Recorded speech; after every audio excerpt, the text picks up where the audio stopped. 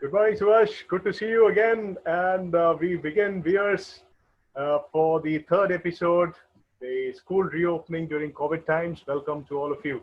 Suvash, take it away. Hi, Binu. As I'm pretty excited to start a new episode on whether schools should reopen during COVID times, a little bit sad about yesterday night's news. As you know, there has been a terrible plane accident that has taken place in Kozhikode Airport, and along with the pilot and co-pilot, 17 passengers have lost their lives.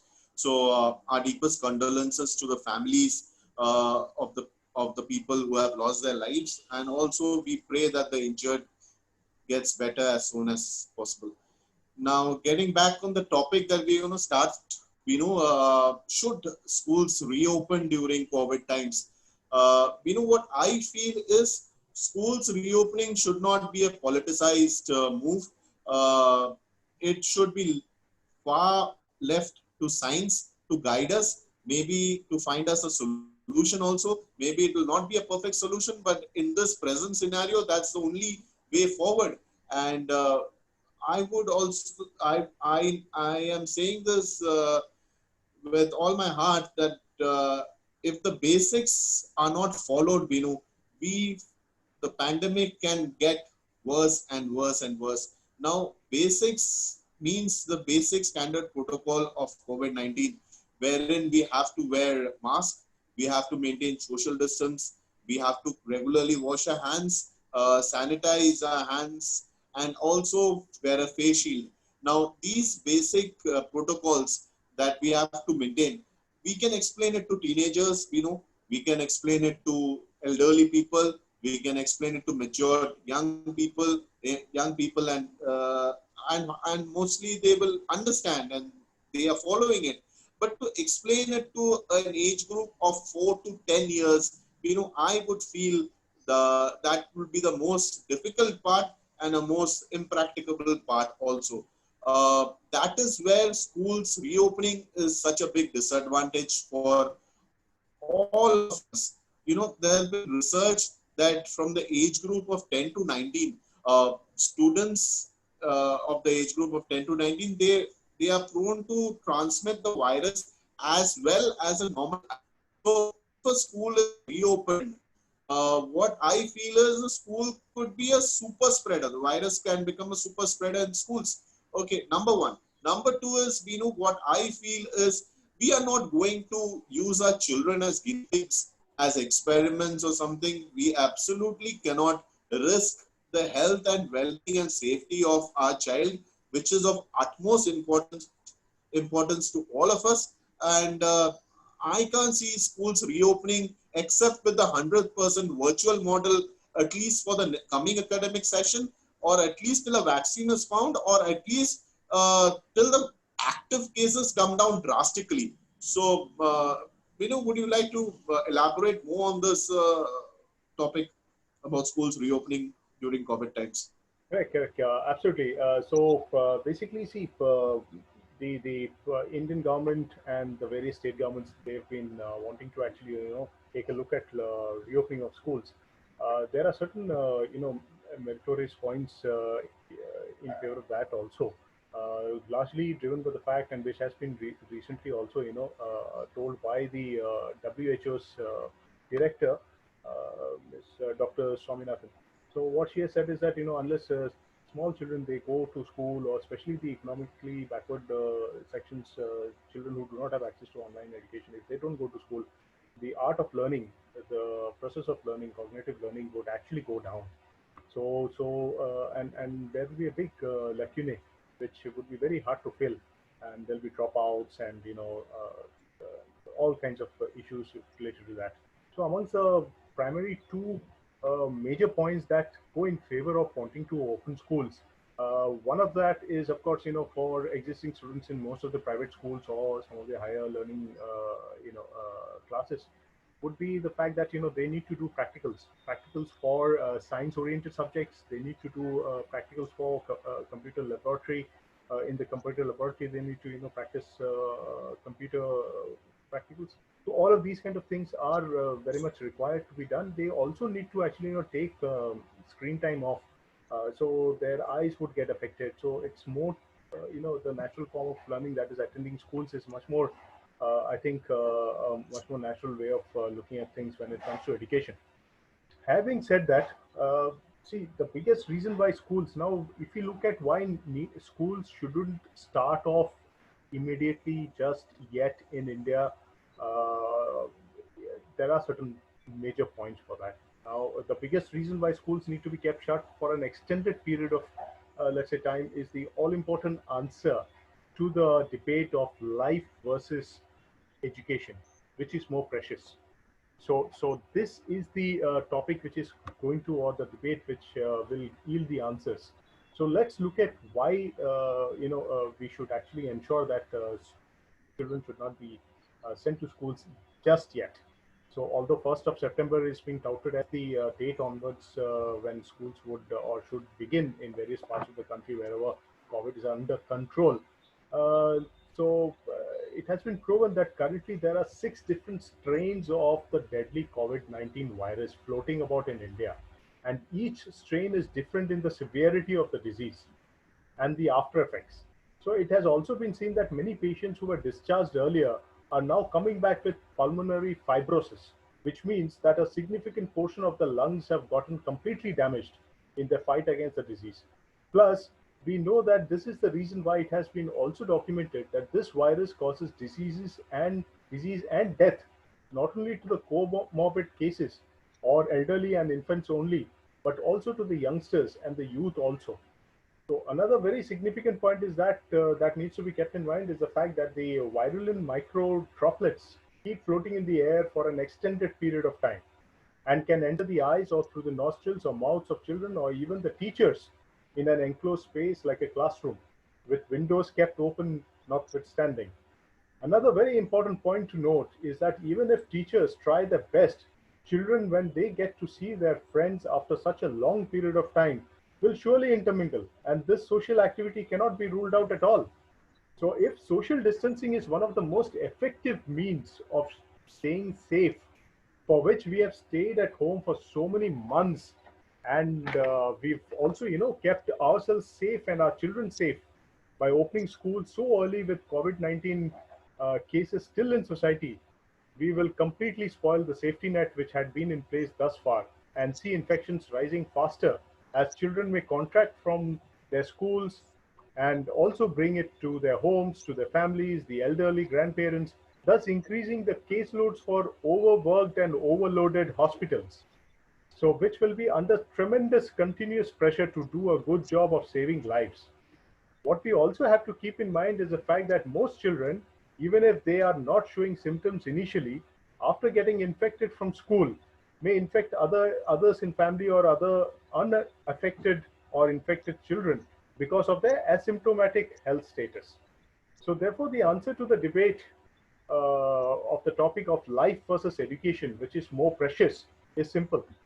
We and our children's lives are far too precious for us when compared to the quality of education imparted through online or other means. Such a deadly pandemic comes once in a century, and if a couple of years of let's say education of a generation of students is hampered a wee bit, it surely doesn't cause too much harm as long as our dear children can be saved and not knowingly put them in danger. So I think these are some of the key points which are in favor of schools to continue remaining shut uh, till such time that COVID cases are around. So let's not play with the lives of innocents. Over to you, Subhash. You would like to add something to this?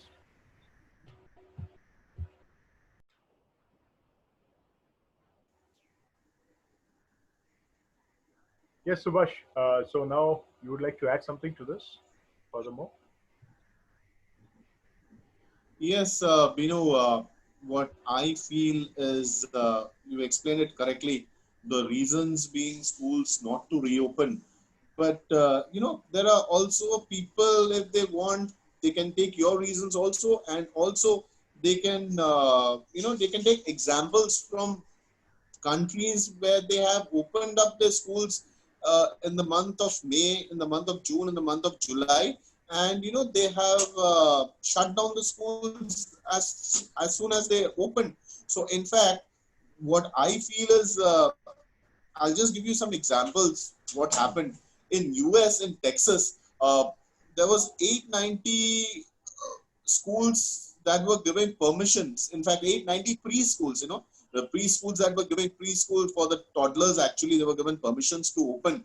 And within months, within a month of, I think it just opened in the month of July, and within 15 days of opening, 894 staff and around 440 students of those preschools were affected with the COVID-19 virus. Now, that's number one. Number two is, there was schools in the month of May and June were allowed to open in Jerusalem. Okay, and as soon as they were opened, within a month, 153 students and 28 staff were affected with the COVID-19 virus. This is also, there was an also case in New Zealand. New Zealand has controlled the virus in a much better way right now. But before they went into a complete knockdown, they had given permissions for schools to reopen. And as soon as schools were reopened, around 100 people, 100 staff, and 100 children were completely affected by this virus. And then New Zealand went into a complete lockdown. Also in South Korea, I believe that there were news in BBC that 200 schools have been forced to close just days after they were reopened in the month of June or July. So, what I'm trying to tell you here is that practically there has not been a tried and tested formula. This pandemic is here to stay, that we all know. And it's a trial and error method that is going around all over the country right now as to how to stop this virus from spreading. So I feel, that opening up of schools is not a solution right now. Uh, uh, uh, and I feel that we should uh, postpone the opening up of schools as later as possible. What do you have to say about that? Yes, the government has said that they will look at certain districts in the country where COVID cases have come down to zero, or for the last few days or couple of weeks, if there has not been any such cases of COVID, perhaps that is when some of the schools may start there. So if that is the case, even then the government is trying its best to actually avoid any new fresh cases from schools by ensuring that some of the classes, let's say if it is a class 9 onwards, or 10 and 12 would be actually starting off first in the first phase. So in a phased manner, they will plan to actually open up the schools and the students to come back into schools. So beginning with the higher classes like class 10 to 12. So within that also, let's say class 10 sections A, B, and C.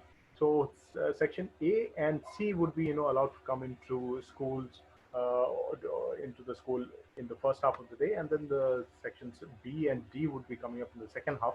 And also there will be a lot of, sanitization work which should also happen in between both the sections, or the sessions rather, when these children, they come into school and going out.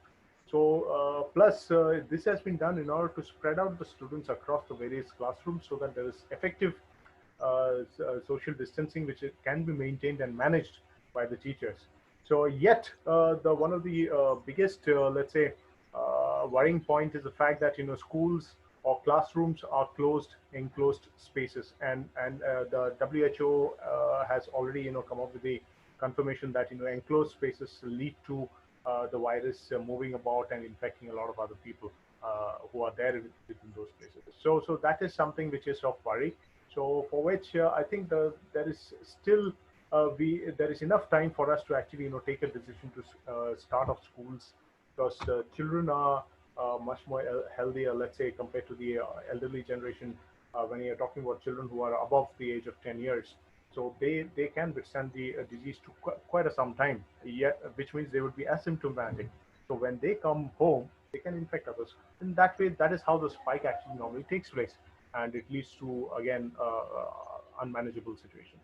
So that is the reason why we should wait for complete control over this particular pandemic, even if it takes a year, year and a half, or 2 years.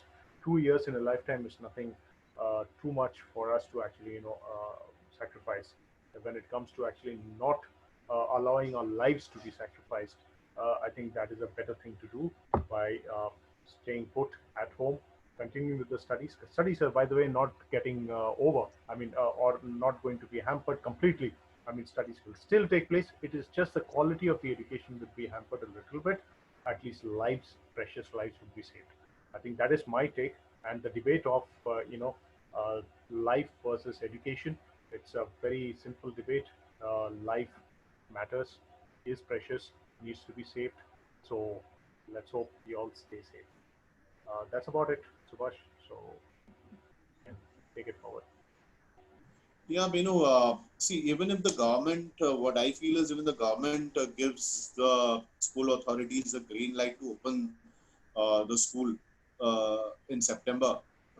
Much will depend on the trust factor, how comfortable parents are on sending their children to school. Will they take the risk? Now, the trust deficit is not between a student and the school. The trust deficit is between the parents and the schools. That will be taken into more consideration because they are the ones who has to take the responsibility of the students. Secondly, especially in India, with uh, the lot of hurdles out here. Students per class ratio, school infrastructure, different resources in the public and private area, the location, the demographic of the schools. All these have to be taken into consideration when you're opening up a school. You know what I feel is when schools are where our children learn a lot of things along with their friends. They play around with their friends. They uh, argue with their friends. They run around with their friends, and till that sort of a normality returns, education ministry in the center, I think should recognize that there is no urgency in opening the schools. That is what I feel. I don't think schools reopening is uh, should not be right now anything in any of the agenda right now, and should postpone it as far as possible. I think that is my take on that, and I hope you can conclude our debate on this. Yes, very well said, Subhash, and it was a pleasure speaking on this particular topic. And I'm sure many parents out there, just as we are, we both of us are parents as well. So we would like to actually, safeguard our children and yet continue education in the mode that it is currently happening. So whether it is, open schooling system or whether you are still, sticking to the schools that you actually have on board. So whatever it takes, lives matter, and we would like to ensure that we can protect as many lives as possible, and so that we wait till the vaccines come in place, and let's hope that the government and the authorities and the scientists do a grand job of that, and so that more and more lives can be saved. So in saying that, I sign off, and thank you once again for watching this particular program. We will keep coming back to you with more such interesting topics and useful topics. If at all even one person actually benefits out of it, we'll be very, very happy. Do comment down below, and do let us know what you think of this particular topic. And we leave it to you on that. And saying that, goodbye. Take care, all of you. Bye bye.